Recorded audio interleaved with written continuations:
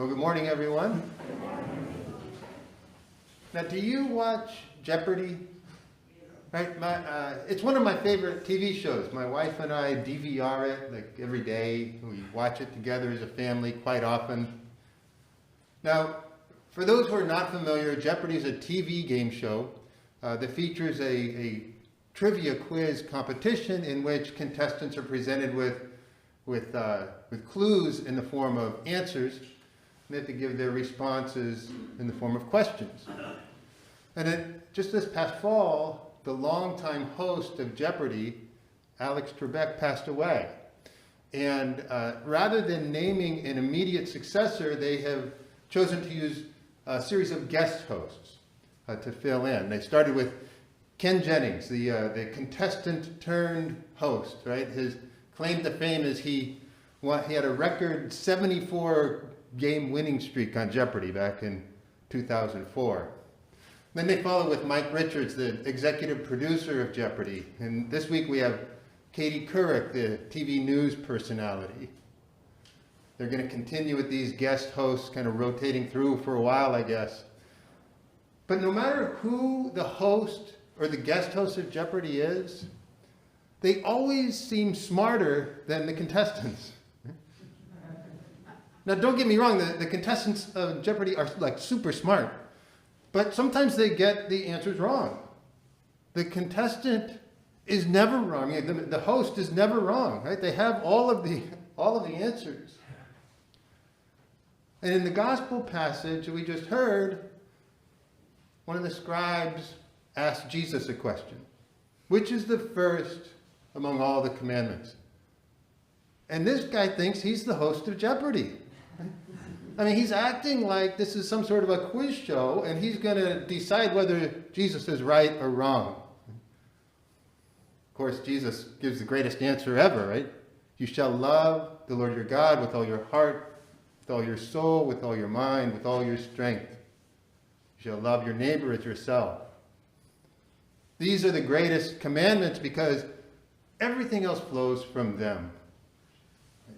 I mean, if we can truly do this, if we can truly love God fully and completely, if we can truly love our neighbors without reservation, there's no need for any other law or commandment.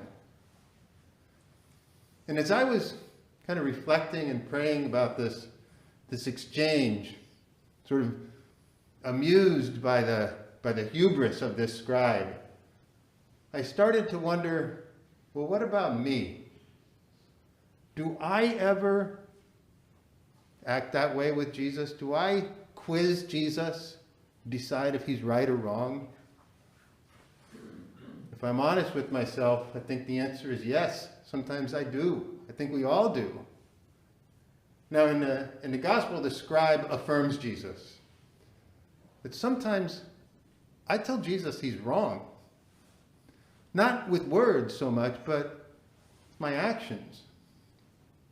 If I walk past a person in need without making eye contact, careful not to slow down, I'm saying to Jesus, you're wrong. I don't need to love this one. If I cut someone off in traffic or refuse to let them merge in on the freeway, I'm saying to Jesus, you're wrong. I don't need to love this one. If I bear ill will towards someone with whom I have a disagreement, I'm saying to Jesus, you're wrong. I don't need to love this one.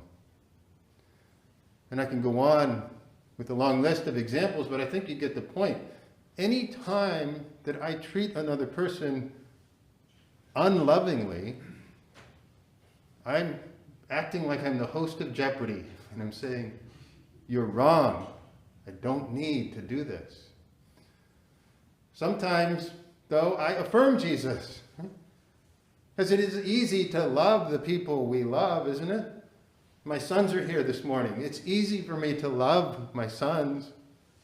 All of you here, it's easy for me to love you. You're lovable people.